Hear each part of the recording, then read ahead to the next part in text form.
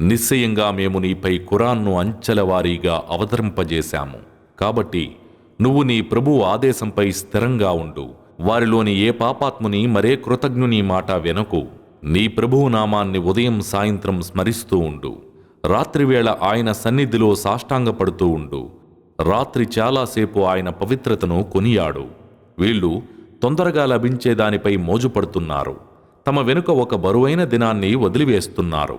వీరిని పుట్టించింది, వీళ్ల కేళ్లను దృఢపరిచింది మేమే. మరి మేము తలుచుకున్నప్పుడల్లా వీరికి బదులుగా వీరిలాంటి వారిని తీసుకురాగలం. నిశ్చయంగా ఇదొక ఉపదేశం. ఇక కోరిన వారు తమ ప్రభువు మార్గాన్ని అవలంబించవచ్చు. అల్లాహ్ కోరనిదే మీరు కోరలేరు. నిశ్చయంగా అల్లాహ్ అన్నీ తెలిసినవాడు, వివేచనాపరుడు. ఆయన తాను కోరిన వారిని తన కారుణ్య పరిధిలోకి తీసుకుంటాడు. దుర్మార్గుల కోసం ఆయన బాధాకరమైన శిక్షను సిద్ధం చేసి ఉంచాడు.